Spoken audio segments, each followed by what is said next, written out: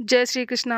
राधे राधे दोस्तों। आज की इस वीडियो में आप सुनेंगे संतोषी माता की कथा। एक बुढ़िया थी और उसके 7 बेटे थे। 6 बेटे कमाने वाले थे और एक बेटा निकम्मा था। बुढ़िया माई 6 पुत्रों की रसोई बनाती, भोजन कराती और पीछे से जो कुछ बचता वो 7वें पुत्र को दे देती। परंतु वो बड़ा भोला भाला था, मन में कुछ विचार नहीं करता था। एक दिन वो अपनी बहू से बोला, देखो मेरी माता का मुझ पर कितना प्रेम है। वो बोली, क्यों नहीं, सबका जूठा बचा तुमको जो खिलाती हैं। वो बोला, ऐसा भी हो सकता है क्या? मैं जब तक आंखों से ना देखूं मान नहीं सकता। बहू ने हंसकर कहा, देख लोगे तब तो मानोगे। कुछ दिन बाद बड़ा त्योहार आया। घर में 7 प्रकार के भोजन और चूरमा के लड्डू बने। वो जांचने को सर के दर्द का बहाना कर पतला कपड़ा सिर पर ओढ़कर रसोई घर में सो गया और कपड़े में से सब देखता रहा। 6 भाई भोजन करने आए। उसने देखा माँ ने उनके लिए सुंदर सुंदर आसन बिछाए, 7 प्रकार की रसोई परोसी। वो आग्रह करके जिमाती रही और वो देखता रहा। 6 भाई भोजन करके उठे, तब माँ ने उनकी जूठी थालियों में से लड्डुओं के टुकड़ों को उठाया और एक लड्डू बनाया। जूठन साफ करके बुढ़िया माँ ने पुकारा, उठ बेटा, 6 भाई भोजन कर गए, अब तू ही बाकी है, उठ, तू कब खाएगा? वो कहने लगा, माँ मुझे भोजन नहीं करना है, मैं परदेश जा रहा हूँ। माता ने कहा, कल जाता हो तो आज ही जा। वो बोला, हाँ हाँ आज ही जा रहा हूँ। ये कहकर वो घर से निकल गया। चलते समय उसे बहू की याद आई। वो गौशाला में कंडे थाप रही थी। वो उसे जाकर बोला कि मेरे पास तो कुछ नहीं है, ये अंगूठी है, सो ले लो और अपनी कुछ निशानी मुझे दे दो। तब बहू बोली कि मेरे पास क्या है, ये गोबर भरा हाथ है। ये कहकर उसकी पीठ में गोबर के हाथ की थाप मार दी और वो चल दिया। चलते चलते दूर देश में पहुंचा। वहां पर एक साहूकार की दुकान थी। वहां जाकर बोला, भाई मुझे नौकरी पर रख लो। साहूकार को नौकर की ज़रूरत थी। साहूकार उससे बोला, तू नौकरी पर रह जा। लड़की ने पूछा, तनख्वाह क्या रहेगी? साहूकार ने कहा, काम देखकर दाम मिलेंगे। तब उसे साहूकार की नौकरी मिल गई। वो सवेरे 6 बजे से रात्रि 12 बजे तक नौकरी करने लगा। कुछ दिनों में दुकान का लेन देन, हिसाब किताब, ग्राहकों को माल बेचना, सारा काम करने लगा। साहूकार के 7-8 नौकर थे। वे सब चक्कर खाने लगे कि ये नया नौकर बहुत होशियार बन गया है। सेठ ने भी काम देखा और 3 महीने के अंदर ही उसे मुनाफे का साझेदार बना लिया। 12 वर्ष में वो नामी सेठ बन गया और मालिक सारा कारोबार उस पर छोड़कर बाहर चला गया। अब बहू पर क्या बीती वो सुनो। सास ससुर उसे दुख देने लगे। सारी गृहस्थी का काम करा के उसे लकड़ी लेने जंगल में भेजते। इसी बीच घर की रोटियों के आटे से जो भी भूसी निकलती उसकी रोटी बनाकर रख दी जाती और फूटे नारियल के नरेली में पानी। इस तरह दिन बीतते रहे। एक दिन वो लकड़ी लेने जा रही थी कि रास्ते में बहुत सी स्त्रियां संतोषी माता का व्रत करती दिखाई दी। वो यहाँ खड़ी होकर कहने लगी, बहनों ये तुम किस देवता का व्रत करती हो और इसके करने से क्या फल होता है? इस व्रत के करने की क्या विधि है? यदि तुम अपने इस व्रत का विधान मुझे समझा कर कहोगी तो मैं तुम्हारा बड़ा एहसान मानूंगी। तब उनमें से एक स्त्री बोली, सुनो, ये संतोषी माता का व्रत है। इसके करने से निर्धनता, दरिद्रता का नाश होता है, लक्ष्मी आती हैं, मन की चिंताएं दूर होती हैं, घर में सुख होने से मन को प्रसन्नता और शांति मिलती है, निपुत्री को पुत्र मिलता है, प्रीतम बाहर गया हो तो शीघ्र आता है, कुंवारी कन्या को मनपसंद वर मिलता है, राजद्वार में बहुत दिनों से मुकदमा चलता हो तो वो भी खत्म होता है, कलह क्लेश की निवृत्ति हो, सुख शांति हो, घर में धन जमा हो, पैसा जायदाद का लाभ हो और मन में जो कुछ भी कामना हो वो सब इस संतोषी माता की कृपा से पूरी होती है। स्त्री कहने लगी, 1.25 आने का गुड़ चना लेना, इच्छा हो तो 5.25 आने का लेना या 1 रुपये भी सहूलियत के अनुसार लेना, बिना परेशानी श्रद्धा और प्रेम से जितना भी बन सके सवाया लेना और 5.25 पैसे से 5.25 आने तक तथा इससे भी ज़्यादा शक्ति और भक्ति के अनुसार ले लेना। हर शुक्रवार को निराहार रहकर कथा कहना और सुनना, इसके बीच क्रम टूटे नहीं, लगातार नियम पालन करते रहना। सुनने वाला कोई ना मिले तो देसी घी का दीपक जलाकर उसके आगे जल के पात्र को रखकर कथा कहना, परंतु नियम ना टूटे। और जब तक कार्य सिद्ध ना हो नियम पालन करना और कार्य सिद्ध हो जाने पर व्रत का उद्यापन करना।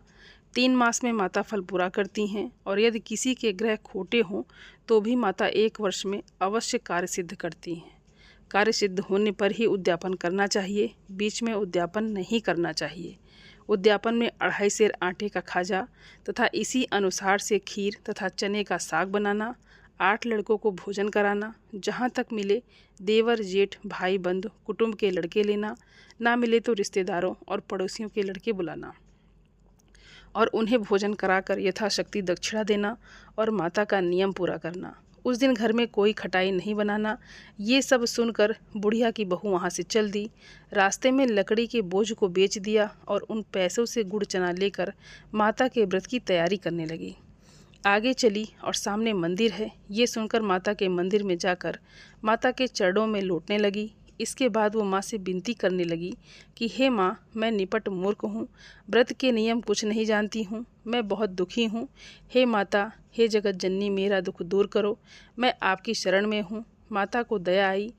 एक शुक्रवार बीता कि दूसरे शुक्रवार को ही इसके पति का पत्र आया और तीसरे शुक्रवार को उसका भेजा हुआ पैसा भी आ पहुँचा।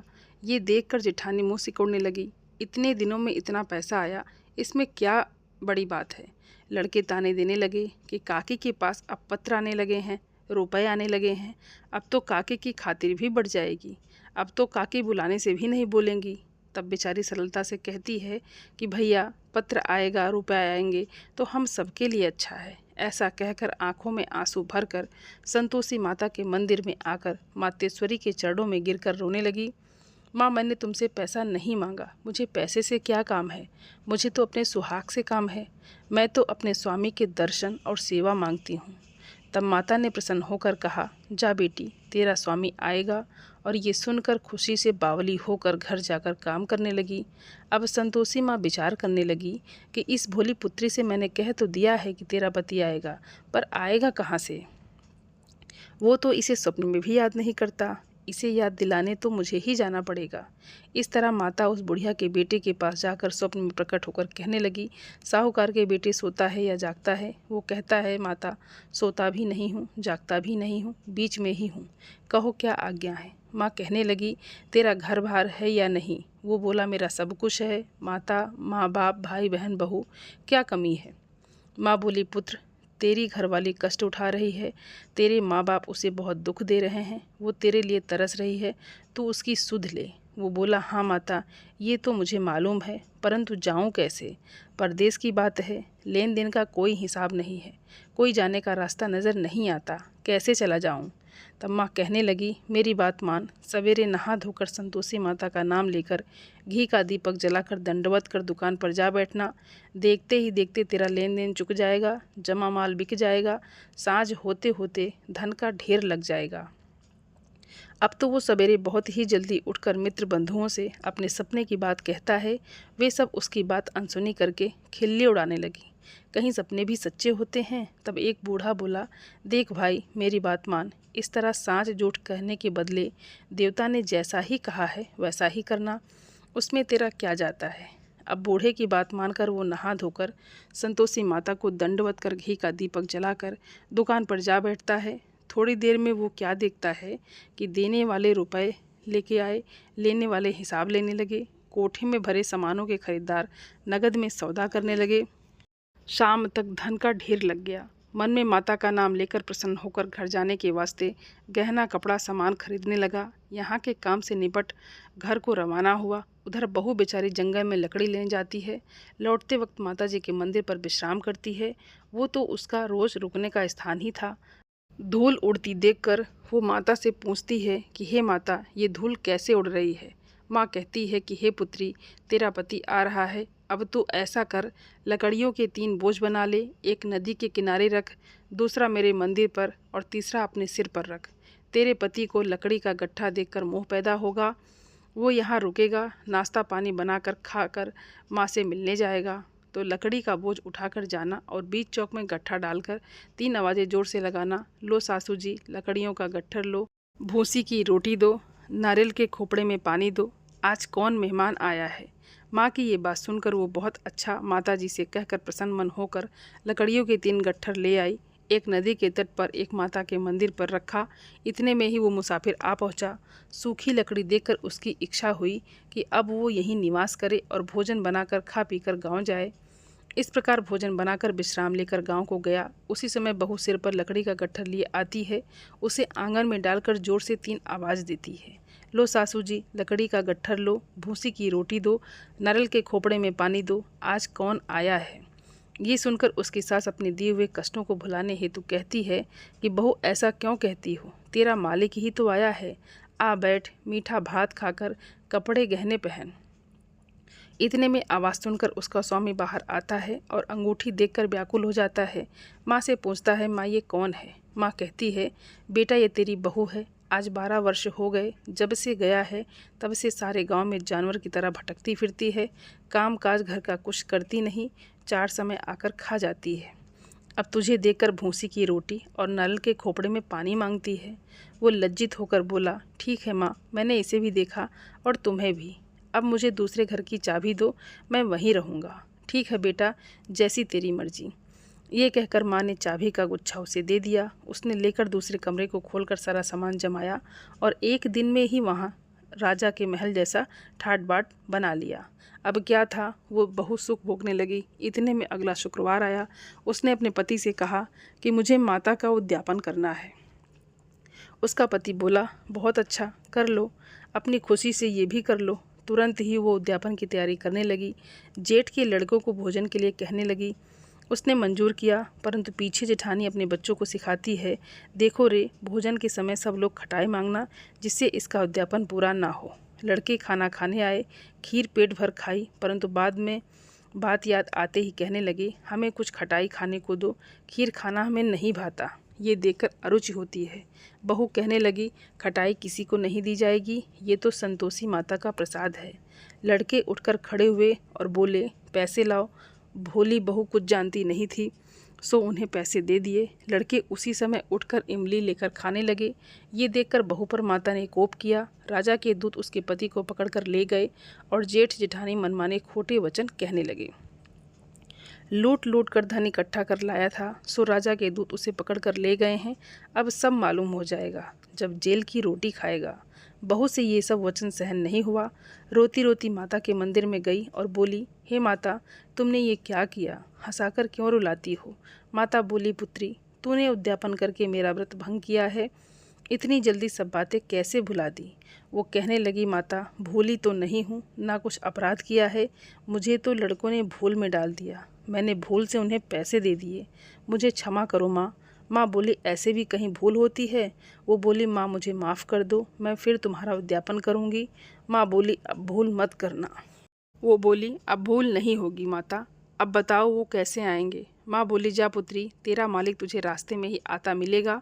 वो निकली, रास्ते में पति आता मिला तो उसने पूछा, तुम कहाँ गए थे। तब वो कहने लगा, इतना धन जो कमाया है उसका टैक्स राजा ने मांगा था, वो भरने गया था। वो प्रसन्न होकर बोली, अच्छा हुआ, अब घर चलो। कुछ दिन बाद फिर शुक्रवार आया तो वो बोली, मुझे माता का उद्यापन करना है। पति ने कहा, कर लो। वो फिर जेठ के लड़कों से भोजन को कहने लगी तो जेठानी ने 1-2 बातें सुनाई और लड़के को सिखा दिया कि तुम पहले ही खटाई मांग लेना। लड़के कहने लगे कि हमें खीर नहीं खाना, कुछ खटाई खाने को दो। तो बहू बोली, खटाई खाने को नहीं मिलेगी, खाना हो तो खाओ। ये कहकर ब्राह्मणों के लड़के लाकर भोजन कराने लगी। यथाशक्ति दक्षिणा की जगह एक एक फल उन्हें दिया। इससे संतोषी माता प्रसन्न हुई। माता की कृपा होते ही 9वें मास उसको चंद्रमा के समान सुंदर पुत्र प्राप्त हुआ। वो पुत्र को लेकर प्रतिदिन माता जी के मंदिर को जाने लगी। माँ ने सोचा कि ये रोज़ आती है, आज क्यों ना मैं इसके ही घर चलूँ, इसका आसरा देखूँ तो सही। ये विचार कर माता ने भयानक रूप बनाया। गुड़ और चने से सना मुख, ऊपर से सूंड के समान होंठ, उस पर मक्खियाँ भिनभिना रही हैं। दहलीज पे पैर रखते ही उसकी सास चिल्लाई, देखो कोई चुड़ैल डाकनी चली आ रही है, लड़के इसे भगाओ नहीं तो किसी को खा जाएगी। लड़के डरने लगे, चिल्लाकर खिड़की बंद करने लगे। बहू रोशनदान में से देख रही थी। प्रसन्नता से पगली होकर चिल्लाने लगी कि आज मेरी माता मेरे घर आई हैं। ये कहकर बच्चे को दूध पिलाने से हट जाती है। इतने में सास का क्रोध फूट पड़ा। वो बोली कि इसे देखकर कैसी उतावली हुई जो बच्चे को पटक दिया। इतने में माँ के प्रताप से जहाँ देखो वहीं लड़के ही लड़के नजर आने लगे। बहू बोली, माँ जी, मैं जिनका व्रत करती हूँ ये वो संतोषी माता हैं। इतना कहकर झट से सारे घर के किवाड़ खोल दिए और सबने माता के चरण पकड़ लिए और विनती कर कहने लगे, हे माता, हम मूर्ख हैं, अज्ञानी हैं, तुम्हारे व्रत की विधि हम नहीं जानते हैं। तुम्हारा व्रत भंग करके हमने बहुत बड़ा अपराध किया है। हे माता, बहू को जैसा फल दिया वैसा ही सबको देना। जो भी ये कथा पढ़ेगा या सुनेगा उसके सभी मनोरथ पूर्ण होंगे। प्रेम से बोली संतोषी माता की जय। दोस्तों, उम्मीद करती हूँ ये वीडियो आप सभी लोगों को बहुत अच्छी लगी होगी और आप सभी सनातनी भाई बहनों से मेरा विनम्र निवेदन है, मेरे चैनल को सब्सक्राइब ज़रूर कर लें और वीडियो को लाइक और अपने फैमिली फ्रेंड के साथ शेयर ज़रूर करें। आप सभी को हर हर महादेव। धन्यवाद दोस्तों।